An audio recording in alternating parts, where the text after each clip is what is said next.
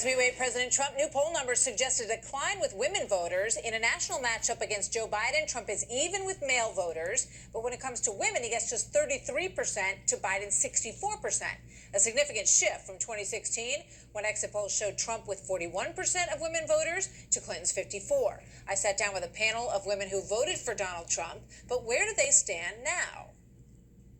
Why don't I start with you, Sharon? Thank you so much. Sharon, what's your name and where are you from? Tell everybody. I'm Sharon Mon, and I'm from right here in New York City.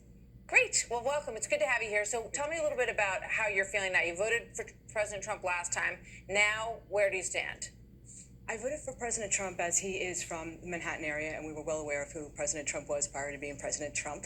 And I felt that I was enjoying some of the aspects of his enthusiasm for running for the office, and he was certainly a strong business person, and I thought that would be beneficial to the country. But so now? I moved in that direction. I'm having some doubts about where the country can go, and I'm going to have to just see where it ends up. Yeah. Kim, you're from North Carolina. Correct. The east part of North Carolina, That's correct. near the water.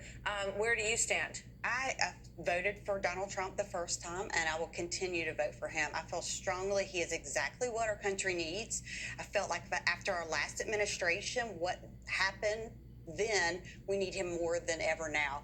And I really think that the reason I wanted to vote for him originally, I remember the day he announced his campaign, he was a businessman. He knew how to get this country out of debt, drain the swamp. That's gone up, actually. That's one area that's very tough to get your arms around, but yeah, there definitely are accomplishments. That was not quite yet, but we'll see where it goes. Maryse, you are also from New York. Yes, I am, and I voted for Donald Trump, but I've since actually had doubts, more doubts in the past than I'm having right now. So I had doubts because of the fact that he has a very unpresidential manner, and his rhetoric against minorities, in a minority and a woman, I find that very offensive. I mean, he is opposed to Hispanics, Muslims. He's got this horrible, he's got horrible policies when it comes to minorities.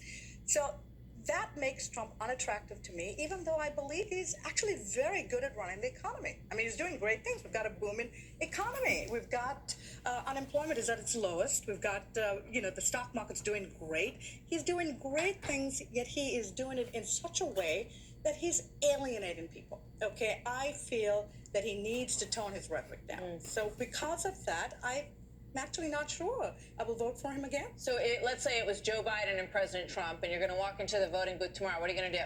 Still vote for Trump. You would? Yeah. All right. Shelley, also from North Carolina. Yes. From the Raleigh-Durham area. Yep. And I love Trump from the very first moment. I grew up with a father who had very vigorous conversations with me about how a country should be run. And I would always say, why doesn't it run like a business? And so for that reason, I like everything he's doing for our country. I think he makes promises, he keeps them. He's not a professional politician. And I see the country going in a direction that without his leadership scares me. I didn't go to war. I wasn't part of any great political movement, but I'm certainly going to be in this fight, and I'm going to fight to get him reelected and to make sure that my children don't end up living in a country of socialism that is just headed for ruin. So in many ways, it becomes ultimately that choice, right, between one or the other.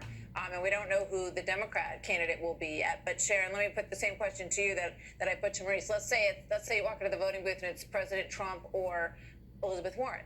What do you do? I would probably lean towards Donald Trump at that point over Elizabeth Warren. I just feel that I don't necessarily agree with some of the things that Elizabeth Warren has put out there. So for that reason, I would probably lean in that direction. What is it that what sort of disenchanted you, or whatever word you would use, after you voted for President Trump? What kind of changed your mind? I'd have to say I agree with Maryse in that I feel that he's done a great job with the economy. I feel that he's been doing well with the jobs.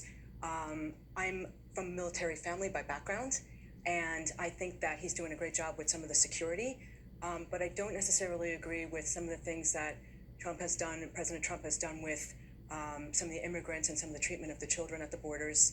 I question some of that treatment, and I also, like Maryse indicated, wonder if President Trump carries himself sometimes in a presidential manner, and I think that matters. If you could tell him one thing right now, if he were watching, what would you say? You know, what would you say? Like, here's how you could get my vote again. What would you say? I'd say tone down the Twitter account and think before you write, and listen to people who are supporting you, and listen to women. They want to be treated with respect, and it does matter.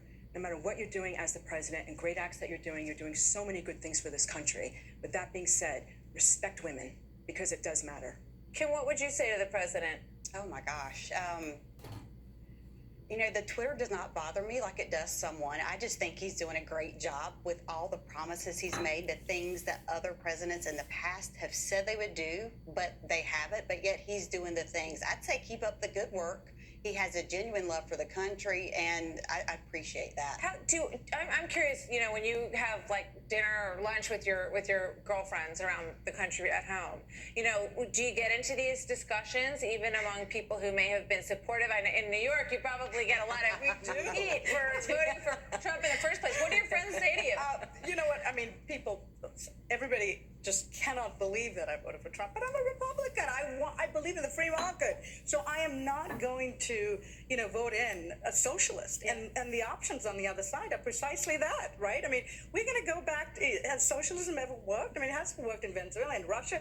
It is not going. This great country is a capitalist nation, and Trump is fabulous at that. He's doing this. So you're on the fence, you say. What would you say to the president? I would say to him, stop telling women like me to go back home. I wasn't even born in this country, but you told 4 elected congresswomen to go back home. And that bothers you. That bothers me. That really bothers me. That makes me stick to my code. I guess I feel that the left is so apoplectic right now. I think the media is so wants always to have a big story. I don't let that stuff bother me. And the conversations I have with my girlfriends are about the fact that exactly what I said. I've got 2 kids in college. I feared for the first time in the history of my family that they might be the first generation that didn't have the opportunity to better themselves a teeny bit. Didn't want them coming home and living in the basement. And so out everyone. And so I think all the things that he's doing for the future of this country are so much more important. I don't know a human psyche that could take the criticism and the bombardment of negativity like he does. And so if he fights back a little bit, you know what? I can take that all day. We gotta leave it there. I could talk to you ladies for the rest of the evening, and maybe we'll get a chance to do it again as we kind of move forward in this process. So thank you all very much for being here. Great to have you here tonight. Interesting chat with them. My thanks to all of them for coming in. That's the story of Wednesday, November 6, 2019. Trump rally ahead. We'll see you tomorrow night.